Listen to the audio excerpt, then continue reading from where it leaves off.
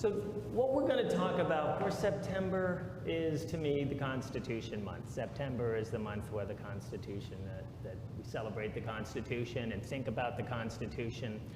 And there's not a lot of writing about George Washington's involvement in bringing about that Constitution. We usually hear that from Madison and Hamilton, and we're going to talk about some of that. But it's a really interesting period of George Washington's life. So I've been very happily going through all these letters, all these amazing letters from that period. For anyone out there interested, founders.org, I mean, what a treasure trove. You know, when I was a kid, and even as in college and so forth, if I wanted to read some Hamilton's letters or Washington's letters, I had to find a library that had them, and I had to, you know, and now they're just all there for everybody. So we can all complain about the internet, but it's got its good sides and its bad sides, and the good sides is that all of these letters. You know, I feel bad for people studying, those who are in politics today, who are going to have to read these awful tweets and so forth when they're trying to do it, because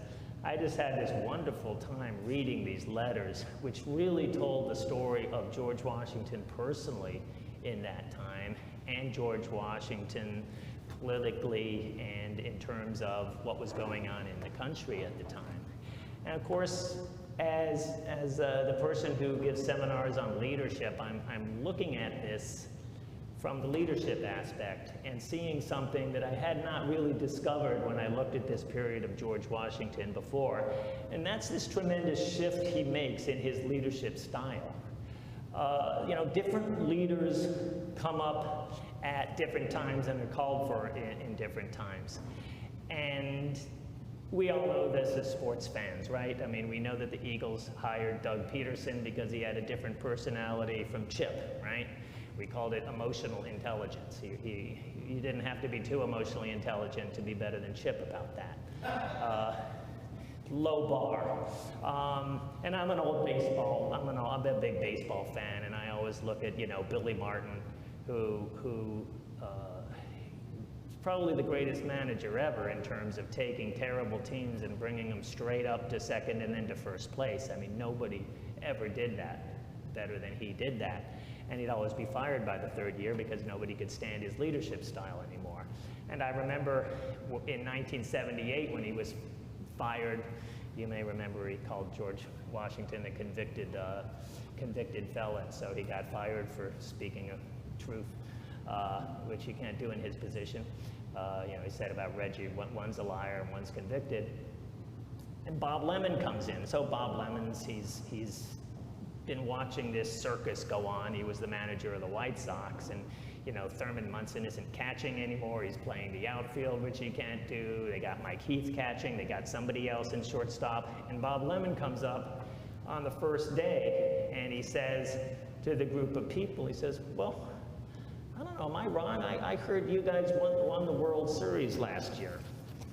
Is that true? And they kind of smile, and one of them says, yeah, that's right, Skip. He says, you guys did, right? Same people that are here. Say, yeah. He says, all right, well, I guess I better just stay out of your way then. And that was what they needed at that time. But it's interesting that for the most part, people have a leadership style, and you get rid of a leader when that leader doesn't work for his time anymore, and you get another leader when you need a different type of leader.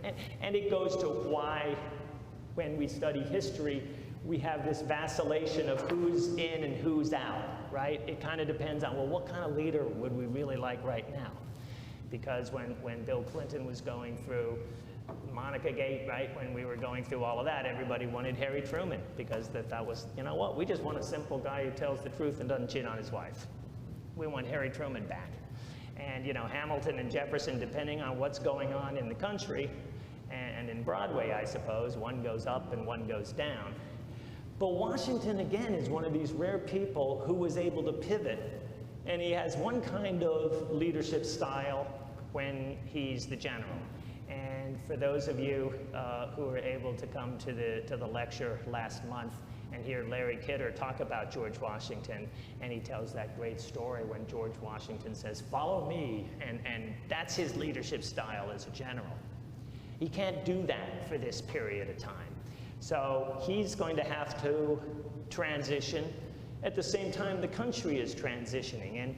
And again, that's an interesting thing, because another thing I've learned and that I talk to people about is their transitions in a day. You know, when people talk to us at Indispensable Leadership about, well, how do we get more done in our day, what we've really realized is you manage your transitions. If you can manage your transitions, you can get things done. Because we've all felt it, right, when we're working and everything's going well, and someone says, you want to come out and have a cup of coffee? And you know that's it, if you go out and have that cup of coffee, because that transition is going to take you out of your thing. So if you go mindfully through these transitions, that's the way you're going to be able to accomplish things. And this was a national transition. We just won this giant war, we won it. And now what do? Well, most people would kind of look back and celebrate. That's why, again, if you look at baseball, football, all sports teams, so few teams repeat, because it's so hard to come back and get that desire again after you've won. And you remember after 2008, Cole Hamels was celebrating for so long that, you know, he was like shocked when spring training came and totally unprepared for it. But you want to celebrate it, you want to enjoy it, and that's what the country wanted to do. But if there's one thing about George Washington, he's always looking forward. Again, a key not just to leadership, but to success in general. You know, Bob Dylan says, "He not busy being born is busy dying." Springsteen talks about glory days, the people who look back and celebrate the glory days. And George Washington, as soon as this war is over, he's looking towards the future. Now, he's been called upon to be the general. He's gone through almost 9 years now, and he's got one promise left to keep after the war has been won.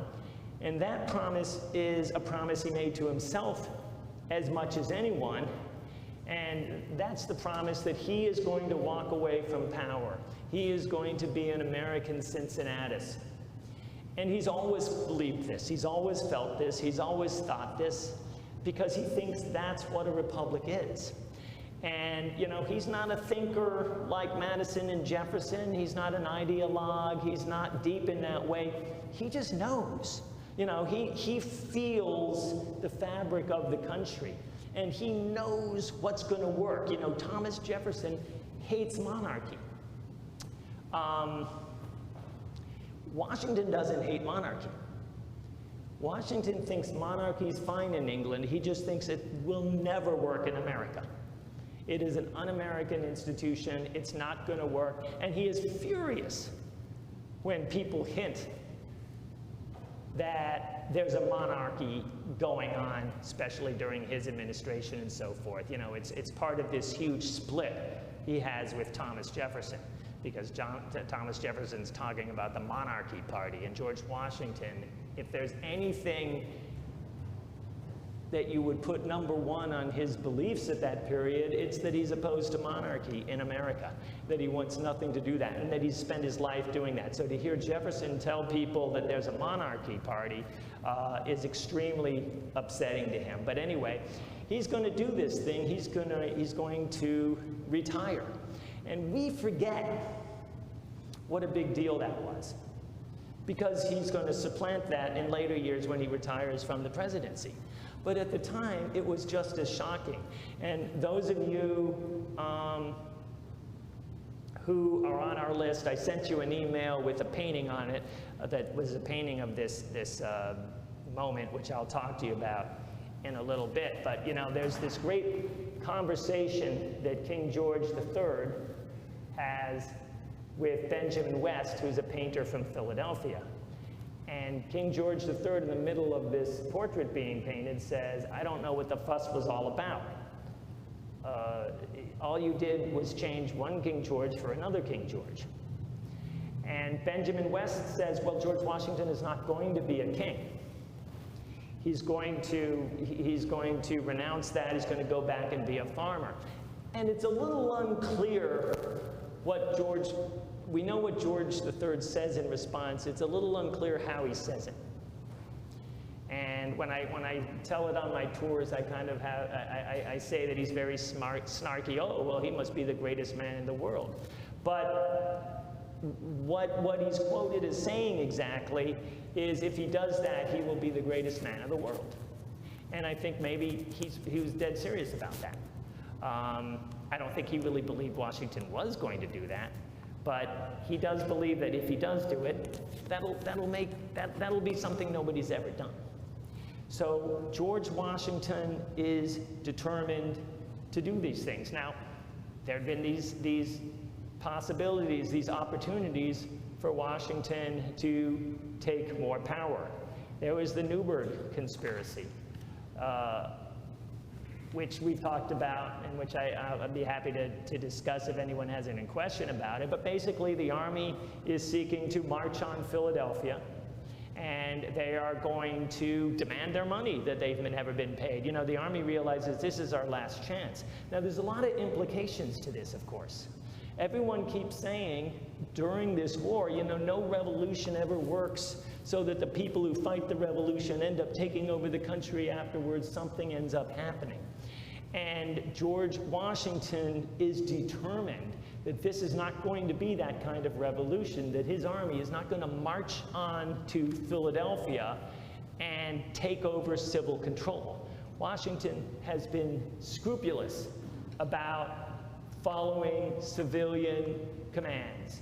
And you know, it's one of these things when you study this, if it had not been Washington, who else possibly could have been the general that would have listened to John Adams, who's running the War Department, who's never smelled gunpowder? Most people, John Hancock, even though he wasn't really a soldier at all either, but Gates, Lee, I don't think they would have listened to him at all. But Washington was scrupulous because, again, it goes back to his dominant theory, which is this is a republic, and that you follow the civilian control. So anyway, the Army's going to march, the Army's going to do this thing. Washington basically crashes the party on the Ides of March, and he makes that famous speech that he makes that's so affecting, where he uses this, you know, he puts his glasses on when he's reading this letter he's written to Congress for him, and he says, I know you will forgive me, not only has my hair gone gray in service of my country, but my eyes have gone blind. And the Army is just, you know, people are crying. And it's this great moment because we've talked about it before. George Washington was not a good speaker.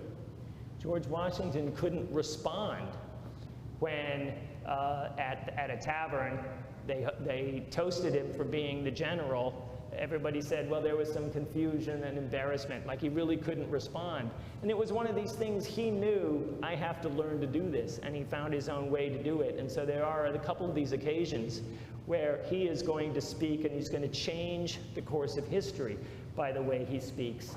And that is one of those times. Now, he's furious at everybody who participated in this Newburgh conspiracy. And Robert Morris, he's very angry at him. And those of you who are familiar with Philadelphia know where the president's house is, and that was Robert Morris's house. It's the structure that's right across the street from the Visitors Center. And Robert Morris, when Washington comes out for the Constitutional Convention, Robert Morris says, well, of course you'll stay with me, you always have, and Washington doesn't want to. He's very furious at him for taking part in this Newburgh conspiracy. He ends up being talked into doing it, which tells us something about Robert Morris, that he could talk Washington into doing something he hadn't planned to do. But the only person he's somewhat forgiving about is Alexander Hamilton, because Alexander Hamilton says, you know, you're missing the point here. And he starts lecturing Washington. He says, there's two parties. There's a party that's still wrapped up in states' rights. There's this party that still only cares about state control. And then there's this federal county. And if you had allowed us to march in there, then that would have been a blow against the state party people, and it would have been a blow in furtherance of the federal people, of which Hamilton was one, and of which Hamilton knew that Washington was one. Washington tells Hamilton, after he's received this kind of lecture from Hamilton, he says, "No man in the United States is or can be more deeply impressed with the necessity of a reform in our present Confederation than myself. No man perhaps has felt the bad effects of it more sensibly. For to the defects thereof and want of powers in Congress may justly be ascribed the prolongation of the war." And he added that all my private letters have teemed with these sentiments. So here we are, we've just ended this thing, and we're breaking into these two parties, and Washington, he's not looking at the war, he's not looking at what he's done, he's looking at the future, and he's saying, here's a problem. You know, we're very lucky we won this war. Could have gone the other way. But if we don't make changes on how our governments are going to be, we're not going to win any future war.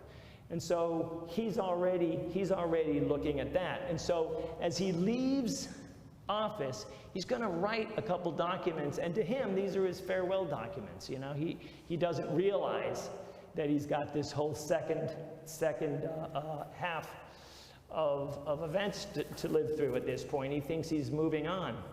And so he's going to write something that he calls Sentiments on a Peace Establishment. And in this document, which he sends to the Congress, he argues that some kind of national army is a necessary precaution for the future. Now, a standing army is the thing that terrifies a lot of people. And it did throughout the whole war. It's why they didn't want Washington to have terms of service for longer than a year. They were terrified. You know, people didn't realize that by pure luck, they picked the one guy who was not going to use an army and try to turn things around and grab power for himself, and they picked a guy where that was impossible. But they didn't know that, and so they justly had a real fear. Standing armies, everybody has a fear of. England doesn't have standing armies. You know, if you have a standing army and you don't have a war, they generally turn around and there's a civil war. So Washington is saying something that's somewhat controversial by saying even when this war is over, there should be a standard federal army. And he's saying that right off. Washington wrote that, although a large standing army in time of peace hath ever been considered dangerous to the liberties of a country, yet a few troops under certain circumstances are not only safe but indispensably necessary. And he's going to recommend that the general government establish fortifications and a navy to protect commerce in wartime, maintain a base at West Point, block invasion from Canada, and open an academy to train officers. His main concern, though, is about the West. His main concern is always about the West. That's the future. That's where the land is. And how do we control this place? It's got ruffians. It's got, of course, Native Americans. It's part of America, but it doesn't know it's part of America. And Washington wants to buy land out there. He thinks westward expansion is the way of the future. And that's not going to happen unless there's some kind of a federal army. Of even greater importance was what he wrote called a circular letter to the 13 state governments. So as he moves on from being the general, he's going to write this letter of advice to all of the governors of the 13 states. And he says, "It is indispensable to the happiness of the individual states that there should be lodged somewhere a supreme power to regulate and govern the general concerns of the Confederate Republic." Now, Washington's not going to really talk in specifics here. He's going to leave that to others. But the letter called for an indissoluble union of the states under one federal head. So again, this is fairly early to be talking about this kind of thing. Washington is adamant that it was only in our united character as an empire that our independence is acknowledged. It's a really interesting kind of idea there, that South Carolina didn't win it, Virginia didn't win it. We won it as united force. You know, I was listening to WIP today, and someone called in the announcer and said that New York was the first state capital, and the guy on WIP said, no, it wasn't. The first United States capital. And he said, no, it wasn't. The first United States capital was Philadelphia. So, like, the only thing I found more painful than listening to WIP talk about legal matters was listening to this conversation, which went on a long time as if there was no way to figure out the truth of it. And they said, if someone wants to call in, and I thought, no, I can't call in. But of course, they're totally confused. They will be when they get to the point of realizing that on the Declaration of Independence, it says the United States of America. That was meant as a plural. That was meant that these states are united for this purpose. And of course, we weren't really the United States of America as a singular yet. So anyway, Washington is going to assure him that his words could be trusted because he was relinquishing power, and he would not be taking any share of the public business hereafter. And this is the first time he's made this promise out loud. We've seen him kind of talk about it in private. We know that this was something that he kept in mind to himself, but he's telling everybody, I have a right to say this because I'm not going to be part of this government. I'm not going to be part of this. I've done my bit. I'm going to go back to my vine and my fig tree, as he used to say, and this is for the rest of you. I'm going to write these 2 letters, and I'm going to move on, and I'm going to go on and live my life of retirement. So this, he believes, is his farewell address. He's even more direct in his private letters. To Lafayette, he wrote, to survive, the United States must form a constitution that will give consistency, stability, and dignity to the Union. To Nathaniel Greene, he wrote, it remains only for the states to establish their independence on that basis of inviolable, efficacious union, which may prevent their being the sport of European policy. And to his brother John, he wrote, competent powers for all general purposes should be vested in the sovereignty of the United States, or anarchy and confusion will soon succeed. He argued that a convention of the people should draft a new federal constitution. So George Washington informs Congress, I would like to resign. So Congress thinks, well, how do we handle something of this magnitude? So of course, who do they go to? They go to Thomas Jefferson. They say, we're going to put you at the head of the committee, and you're going to write a script for this thing, because this seems pretty special to us, so we're going to let Thomas Jefferson write the script, which is a very good idea. And Jefferson's going to write out how they do it. Now, it's going to happen on December the 23rd. And Washington is accompanied by just 2 aides, David Humphreys and Tench Tighem, and he arrives at the Assembly Chamber of the Maryland State House in Annapolis. And Washington enters the Assembly and takes a seat opposite his former aide-de-camp and his real enemy, Thomas Mifflin. He's not a frenemy, he's really an enemy. He was a friend and supporter, and the reason everyone showed up here at Valley Forge and there was no food, because he quit his job, and he left all the food off at the Susquehanna River and didn't tell anybody he was quitting and wasn't getting it transported, and jumped over on the sides of those people who wanted to kick George Washington out of being the general. He was with Conway and the others.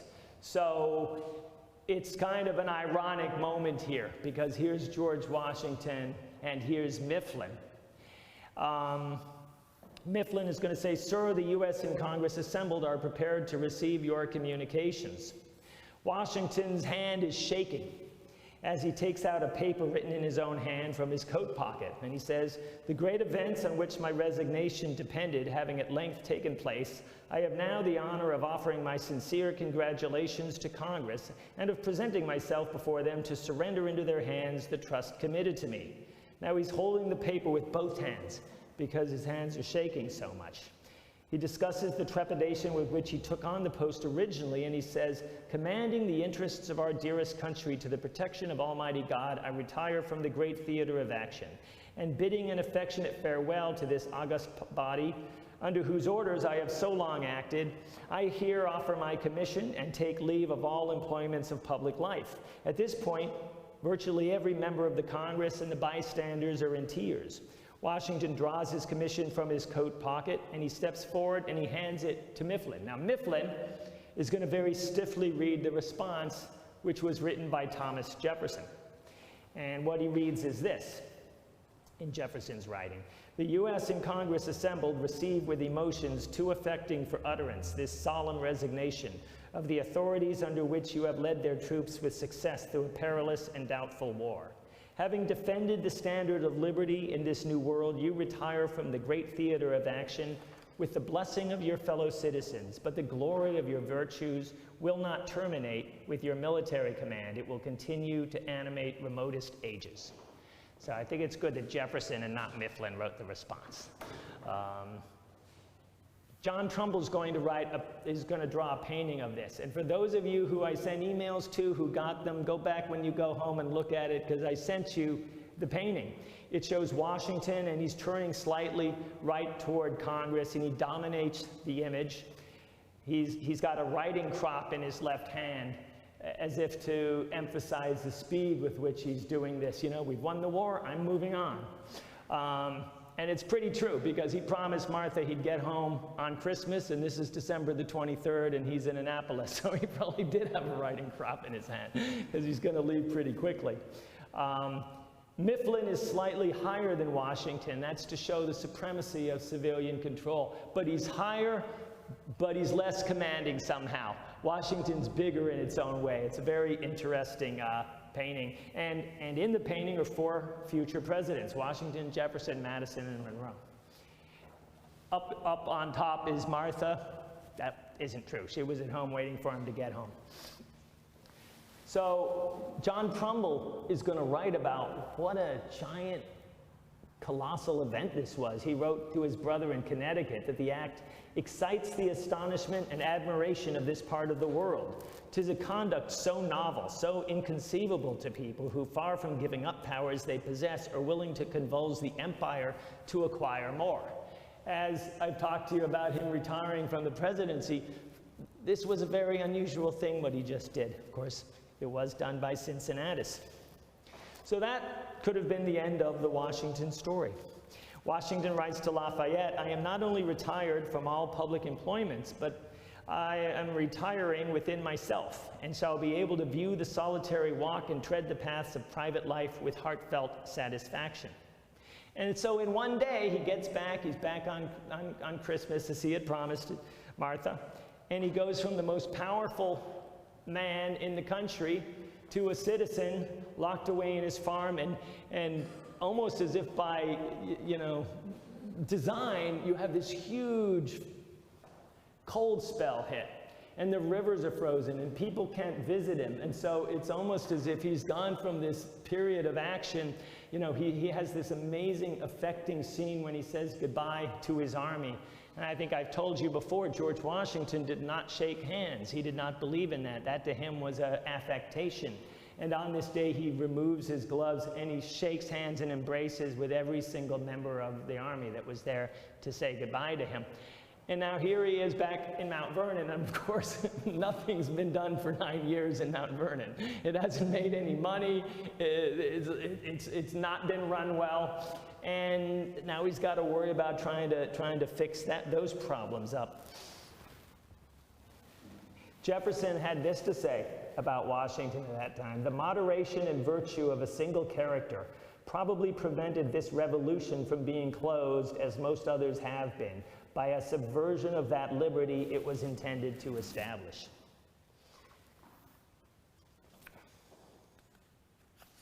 His plantation keeps him busy. He says, "An almost entire suspension of everything which related to my own estate for near 9 years has accumulated an abundance of work for me." And he said, "I made no money from my estate during the 9 years I was absent from it, and I brought none home with me." Still worrying about his estate, or his farm, is very different from the worries he had before about his men and about the war. And he wrote to Henry Knox and said, "It was not till lately that I could get the better of my usual custom of ruminating as soon as I waked in the morning on the business of the ensuing day, and of my surprise, after having resolved many things in my mind, to find that I was no longer a public man, or had anything to do with public transactions." He's only 51 years old, though. And everybody else his age, they're jumping into the action of the times. Benjamin Franklin, much older than him, George Clinton, Hancock, Sam Adams are jumping into offices. John Adams is clearly interested in becoming involved, but not George Washington. He says, I am in length become a private citizen of America on the banks of the Potomac, where under my own vine and my own fig tree, from the bustle of a camp and intrigues of a court, I shall view the busy world in the calm lights of mild philosophy. I am not only retired from all public employments, but I am retiring within myself. When Lafayette urged him to return to public affairs, Washington wrote that he would never be a statesman, describing a statesman as someone whose watchful days and sleepless nights are spent in devising schemes to promote the welfare of his own, perhaps to the ruin of other countries, as if the globe were insufficient for all of us. His only goal, he said, was to tread the paths of private life with heartfelt satisfaction. Envious of none, he wrote, I am determined to be pleased with all. And yet, his private letters show that he is not pleased with the direction the country is going. He complains about Congress's lack of authority, about the failure to pay public creditors. To Virginia Governor Benjamin Harrison, a man who is a strong believer in states' rights, Washington wrote of his desire for expanded national power. He said, I have no fears arising from this source, meaning federal power, in my mind, but I have many and powerful ones indeed, which predict the worst consequences for a half-starved, limping government. After 9 months at Mount Vernon, Washington rides out west to inspect his lands in Western Virginia. And that's when he finds out, much to his dismay, they've never heard of George Washington or the United States. And he finds one of these places where there are these people living, and he says, well, I own this land. And they say, you know, you and what army, basically? Get out of here. And so Washington kind of argues with them about it, and then they say, there's nothing you can do about it. And he pulls out this silk handkerchief in front of these people he calls ruffians. He says, I will have control of this land as surely as I hold this garment. Which he did after he filed a lawsuit, since the judge was somebody he knew who had been a signer of the Declaration. He realizes that we're going to lose the whole West if we don't have a government. And then there are other problems as well.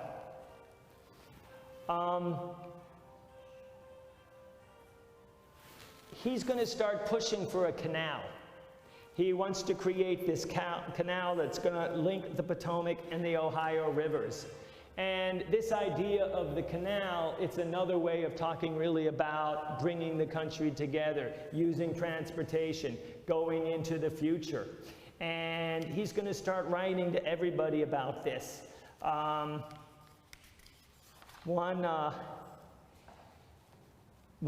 is going to write to him. Jefferson, you know, everyone in Virginia wants this thing, and Jefferson writes to him, and he says, we must, in our own defense, endeavor to share as large a portion of this modern source of wealth and power that is offered us from the western county. And then he has a question. You have retired from public life, but would the superintendence of this work break too much on the sweets of retirement and repose? And then stressing how much help this would be in uniting Virginia with the West, he makes what he hopes is his killer argument. He says, what a monument of your retirement would it be? Washington wrote back telling Jefferson first that my opinion coincides perfectly with yours regarding the plan, and that there were immense advantages in which the country would derive from the measure. So he is in terms of that, and he's going to write a lot of letters to a lot of people. Now, there is an issue greater than that one, though, and far more controversial, and that is whether to create a new federal constitution. Now, we've seen that Washington's already brought this up in the past. It's his old friend John Jay who's going to be the first one to bring it up to him.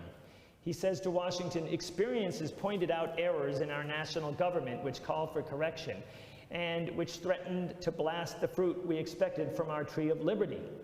An opinion begins to prevail that a general convention for revising the Articles of Confederation would be expedient. I am fervent in my wishes that it may comport with the line of life you have marked out for yourself to favor your country with your counsels on such an important and single occasion.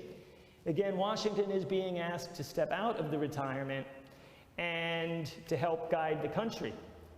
Washington truly sees what a slippery slope this would be.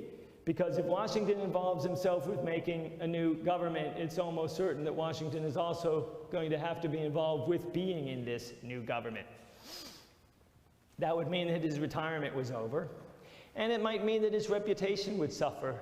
You know, he had promised not to be part of any further government. He had promised to go away from these kind of things and to go away from power.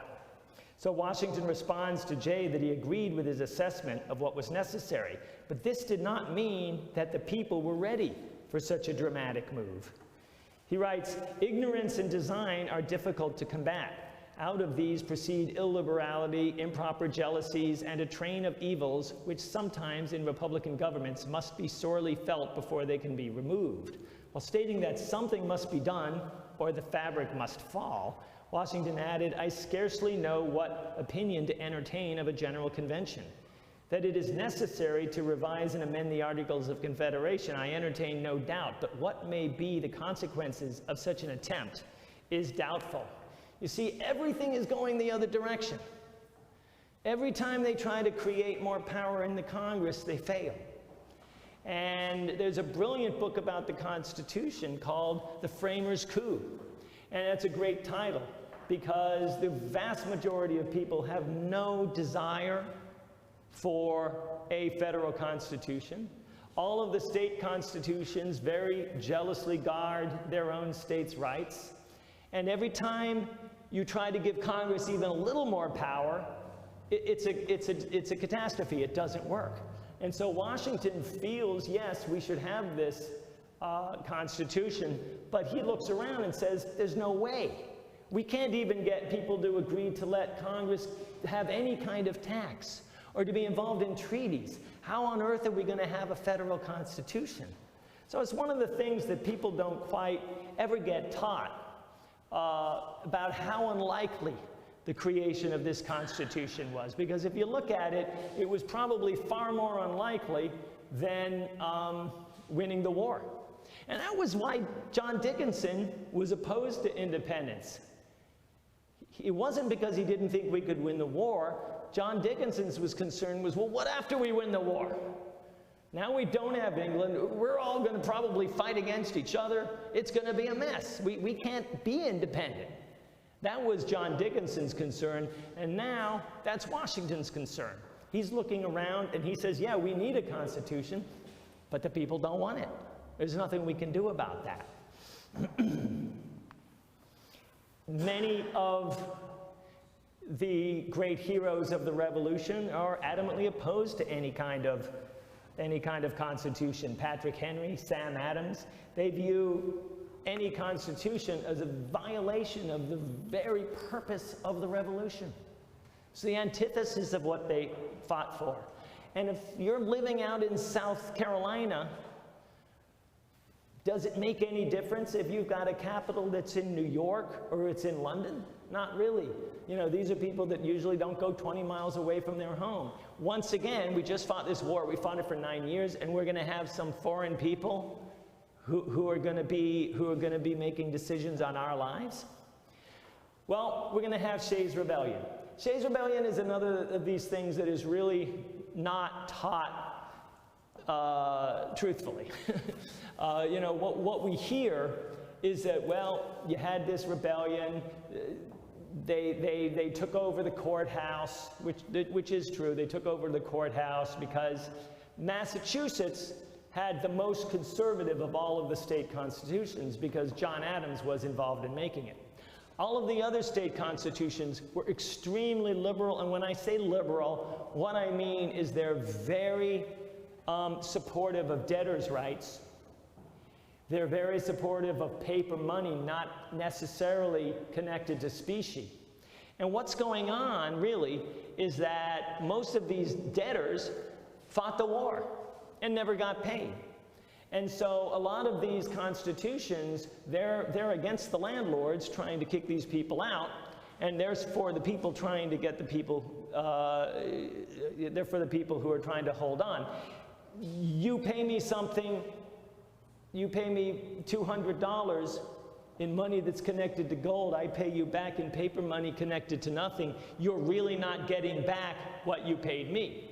So these constitutions are not good for the elite, probably not good for economics, and a lot of people are very concerned about it and say, you know, if we keep going this direction, we're going to swing all the way back. We're going to end up with a monarchy, or we're going to end up with a Caesar is going to show up. You know, we can't have all these crazy constitutions. Now, what happens with Shays' rebellion is that after the rebellion, they happen to have an election soon after that, and all of the more conservative people are replaced by people who supported Shay. And they pardoned him, and so the elite people and people who are looking down the road are thinking, well, you know, we got the animals running the zoo here, and this guy just did this illegal thing against the laws of his own state, and they're condoning it. And Massachusetts was the only one of these governments that had a constitution that they felt was at all useful. George Washington is extremely upset by Shays' rebellion, and he's mortified, and he talks about it to a number of people. And now people start talking more seriously about a constitution. And what happens is people such as James Madison and Alexander Hamilton are fighting for this thing, and they're going to create, again, Annapolis jumps into this story, an Annapolis convention where they're trying to get some minor more power to Congress, and it's a disaster because there's not a quorum, not enough of the states show up. And so, again, you know, we've talked about the fact you never know if an event's good or bad, right?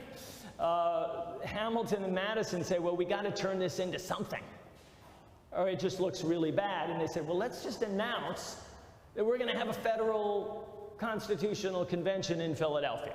That we were here to decide that, and maybe people will forget that we showed up and we couldn't do anything because a quorum didn't show up. So they make this announcement, okay, we're going to have a federal constitution.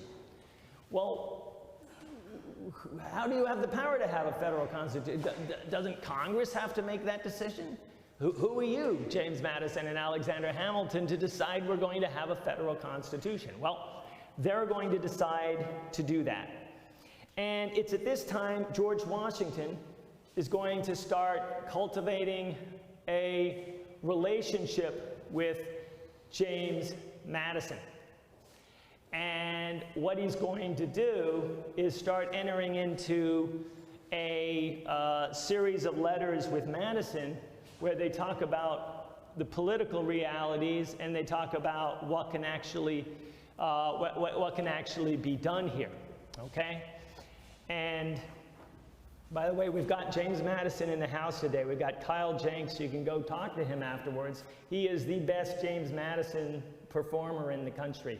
And, you know, he's been studying Madison for about 8-9 years. And so go talk to him. He knows more about Madison than anybody. But Washington, you know, Madison, if he were alive today, it's possible that people would say that he was on the spectrum. You know, people did not, which is why Kyle does him so well. But it's why people do not get good first impressions of James Madison. But as you get to know this guy, you find out, wow, this guy is the smartest guy I've ever met. And Patrick Henry figures that out, and Thomas Jefferson figures that out, and George Washington is figuring out. This is the guy who's really thought these things through. And when you study Madison, it's fascinating. He'll write 30-page memos that he never shares just with himself. just to figure things out. So you don't want to debate Madison on anything, because you bring something up and Madison's remembering the 30-page memo he wrote. And so the more you get to know him, the better you like him. Well, Madison realizes his dream of getting a constitutional convention together requires that George Washington be a part of it. It's just impossible. This is going to work if George Washington isn't here. Okay, first of all, Congress hasn't said it's okay. And if we show up, probably we're not going to get a quorum again. So James Madison asks George Washington, can you come to this convention? And Washington says, oh, you know what, I can't. I had a thing with the Society of Cincinnatus, and I told them I can't come, and I can't insult them, and he comes up with a bunch of excuses. So Madison says, okay. And then he writes out a letter to everybody, and he says, yep, Washington's coming. So he took Washington's no as a deferred yes. And he realizes it's not going to work if Washington's not here.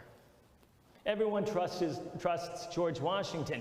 They won't think we're trying to steal power if Washington's here, because they know Washington could have marched on Philadelphia, and he never did. We have to have Washington. So now we all have to work on Washington to get him there. And so Madison starts writing to all the other Virginians, you got to write to Washington.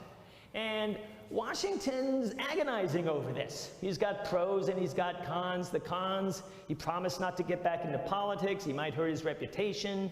The convention might be an embarrassment. He might show up. Well, it's kind of the chicken and the egg. It's definitely going to be an embarrassment if you don't go. But if you go, maybe it won't be an embarrassment. Maybe it'll work. Madison is going to put together a document that he shares with Washington, which just describes the crisis that he calls it that we're in, and all of the problems with the Articles of Confederation. He says that you've got to be involved in this thing. Washington replies that it is out of my power to do this.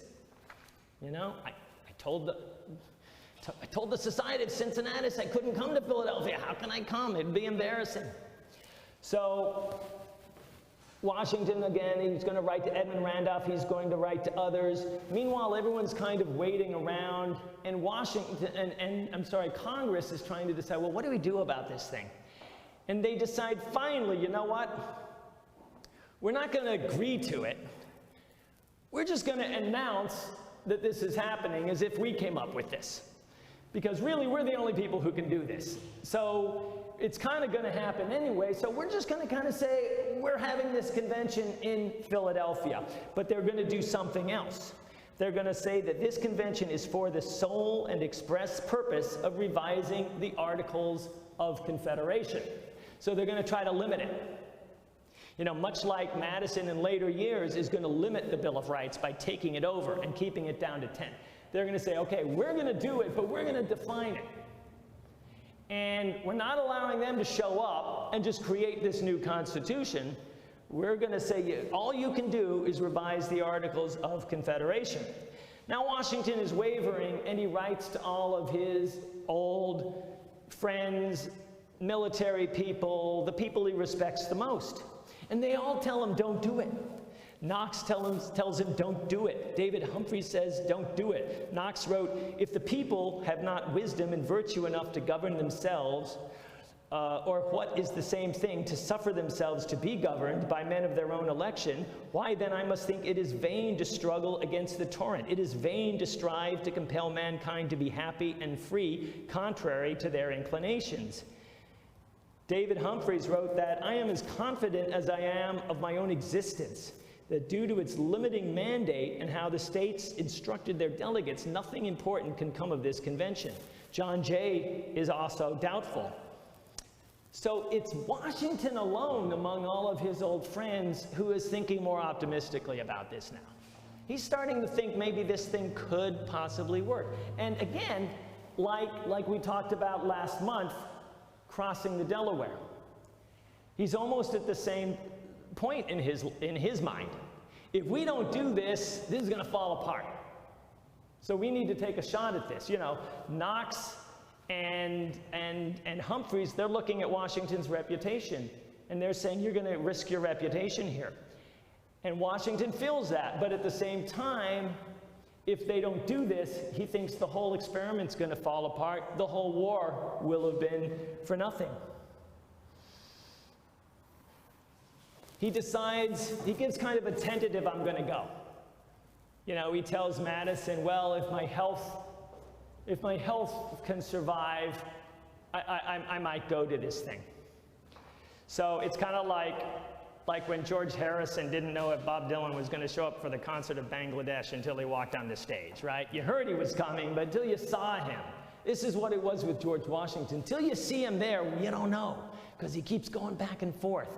He's not sure, but he's starting to feel that it's possible. And then he writes to Knox, he says, you know what, I'm going to do this, because I don't think this place is going to survive, this country is going to survive if I don't do it. And Knox then, he becomes enthusiastic about it as well. Washington says, I'm going to find out what I can do, find out what can be affected. Knox is going to respond that if he could devise a new constitution, then Washington would have earned the glorious Republican epithet, the father of your country. And so now Washington and Madison are talking in earnest about what to do. And so Washington, it's going to take him, it's going to take him a while to travel from Mount Vernon out to Philadelphia. And people are cheering him as he goes along. And he gets there, and of course, like every one of these things, when he gets there, he finds out nobody else is there, right? Washington's there, Madison's there, and the Pennsylvanians are there. Well, that becomes very fortuitous because they have all this time, because we're going to be weeks before these other guys show up in Philadelphia. So they have time to talk. The first thing George Washington is going to do is he's going to go meet with Benjamin Franklin. Why? Well, you know, now we look at the founders and there's a lot of people who are somewhat famous, but back then you had two famous people. You had George Washington, you had Benjamin Franklin. And so the question is, which one of these people is going to be the presiding officer? And pretty much everyone agreed. I mean, there was no argument about it. It had to be Washington. Franklin had gout, Franklin had gallstones, all these problems. But Washington's going to do the politically proper thing, and the first thing he does before he even sets his house up is he goes to meet with Benjamin Franklin. And he does that over where the Franklin House is out in Philadelphia, which is no longer a house for those of you who visited. It was knocked down in 1812, but you can see where the house was. And he's going to meet with him. He's going to meet with Madison, who's getting to know Wilson. And Madison's going to put together the Virginia plan. So they're going to start off with this whole plan of a federal government which totally defies this mandate that all they can do is revise the Articles of Confederation. What's Congress going to do about it? They're just going to do it. So it's very interesting. It's almost like you got a football team who can't score a first down. They can't throw the ball 3 yards, so they're going to throw a Hail Mary. And that's what they're going to do here. They're going to go for the whole thing. They know this is our one chance. The side, we're more organized, thanks to Madison, we're more organized than the other side. They're not going to know what hits them. And George Washington is meeting with these people, but you know, Washington can't take a large role in the proceedings of the Constitutional Convention. And that's because he's going to be the person who, everyone knows he's going to be the leader of the thing. Everybody knows he's going to be the president before they even know what it's going to be called. So Washington is just going to be there. And that's his big thing. You know, the one time he really talks, because this whole convention is done in secret. It's done in secret because people want to be able to talk. They want to be able to talk without worrying about everything being printed in the newspaper. Well, somebody left all of his notes of the Virginia plan on his desk, And Washington came back like General Washington. You know, they'd never seen this guy. And he says, look what I found here. One of you just left this behind cavalierly, which anybody could have come upon, and printed in all the newspapers. Whoever this belongs to, come pick it up. And he slams it down and he marches out of the room. And everyone's, oh. And everyone kind of walks up very carefully to look at it. And the person who writes about this said that, you know, he feels in his jacket and he finds out he doesn't have his notes, and maybe he wrote them, but then he saw it wasn't his writing. And so nobody had the nerve to pick it up.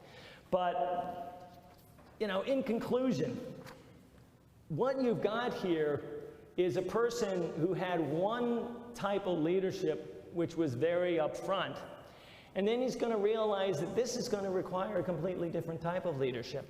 And everything that he did was letters to people, comments to people, and then he let the situation start to rise until he was requested to come be a part of it. And then he's going to do that. And he realizes, again, he can't be the one to come up with the ideas and the plans except in privacy. You know, he's going to meet with Madison, he's going to meet with these people, and he's going to help do it. But his leadership is a completely different kind of leadership.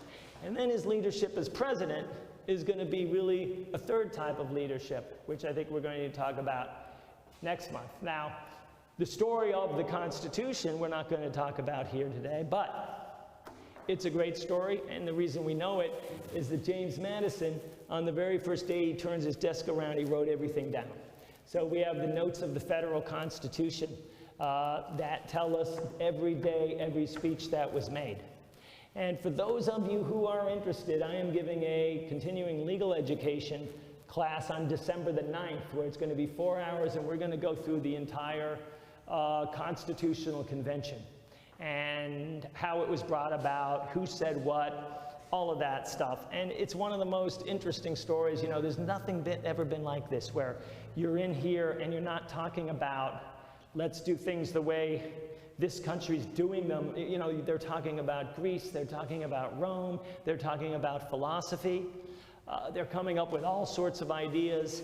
And I think, particularly in the times we live in right now, where people have only a vague understanding of the Constitution and how it came about, it's very interesting to look at it, and I would certainly welcome any of you, if you can stand sitting in the middle of a bunch of lawyers, to come on December the 9th. We would love to have you. And that's pretty much what I have to say. I'd be happy to answer any questions anybody might have.